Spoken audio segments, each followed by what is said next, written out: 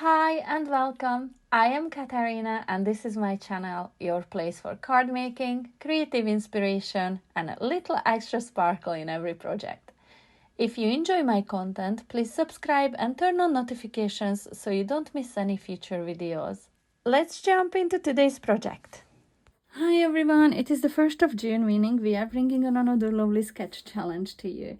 This is a challenge hosted by Lisa from Crafting Diva, and this month she has set out this sketch for us that you can see on my screen now, and I'm going to make my take on it. And there's a whole list of ladies who are participating in this challenge. Make sure you check out their makes too. They will all be listed in the description box below.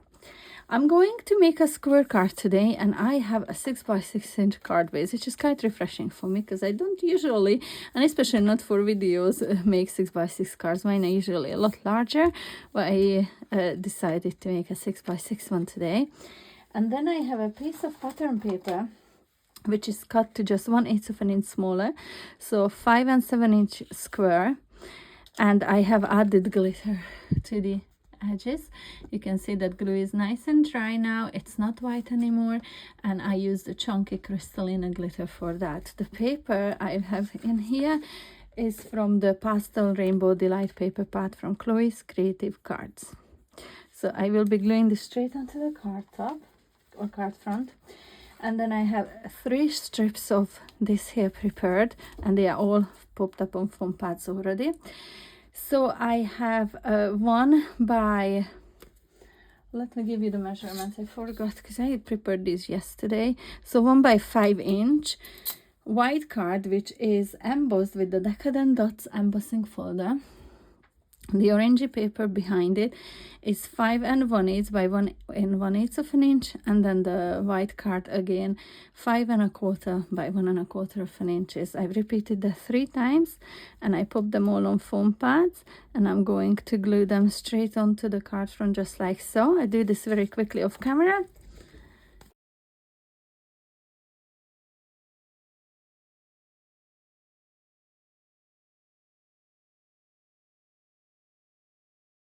So these are glued on, and you could either go in this direction or this direction with it. I have 2 oval die cuts in here using the scalloped and pierced oval dies from Chloe's. With the oval I've die cut from white card and inked up with carved pumpkin, distress of side ink, and then the white die cut onto top of it, which will be going in there, but of course you could use it in this orientation if you wish.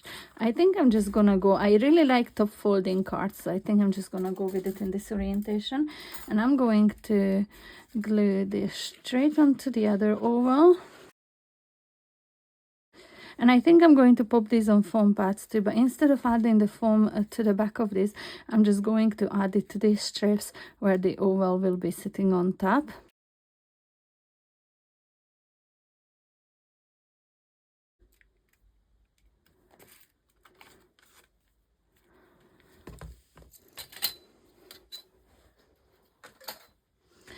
Now, to add to my topper, I'm going to stamp a butterfly. I have it loaded into my stamping platform already, and the butterfly that I'm using is the largest one from the Delightful Butterflies stamp die.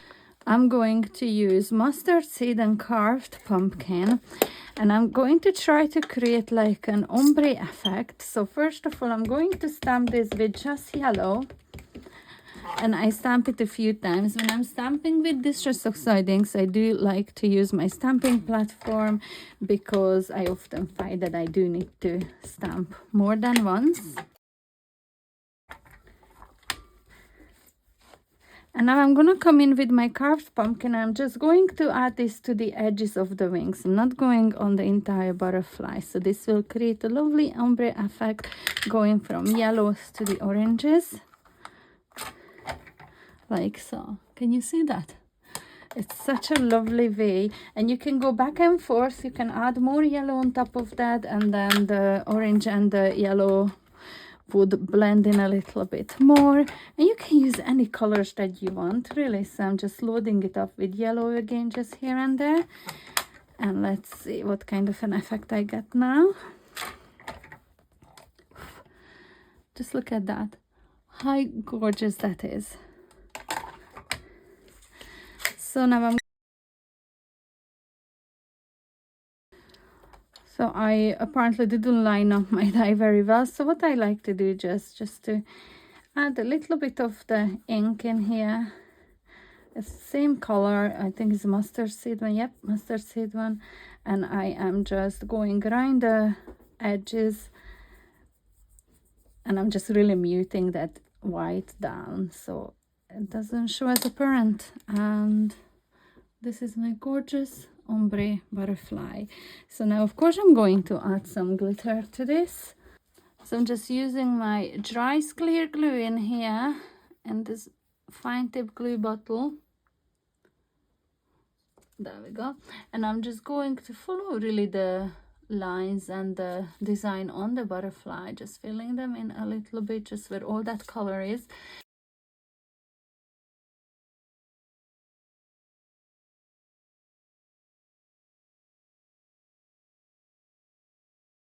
So it's looking like this here now.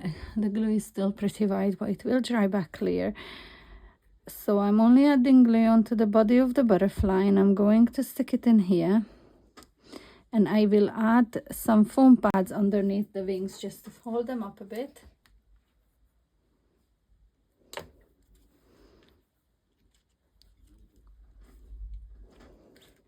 I will be popping then some rhinestones down along the body of the butterfly.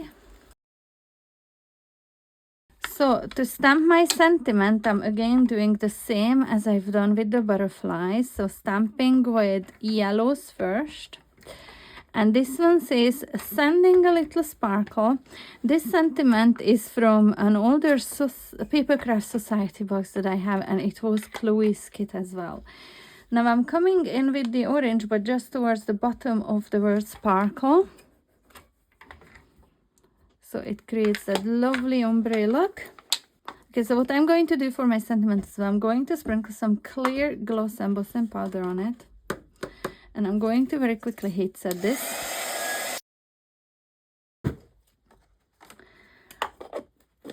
And the reason I didn't do the heat embossing for the butterfly is because I wanted the glue to react with the color underneath. So it kind of turns it yellow. Do you see that? I absolutely love that look. So there's two different ways that you can do this. You could have heat embossed the butterfly as well, and then the glue wouldn't interact with the color underneath. But I actually like that look, and that's what I was going for. Now I'm going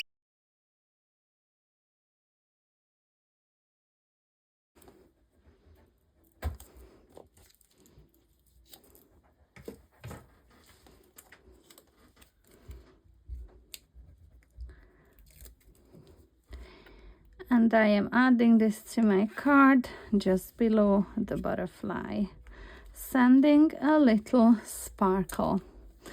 And I did think this turned out so cute. I really love these colors. They're just so summery and happy. What do we think? Can you pick up on all that gorgeous sparkle? Absolutely love this one. This is such a lovely sketch as well from Lisa. So I really hope you enjoyed this video tutorial today, and if you did, make sure you subscribe to my channel, hit the notification bell so you won't miss out on any future videos. Also make sure you check out everyone else.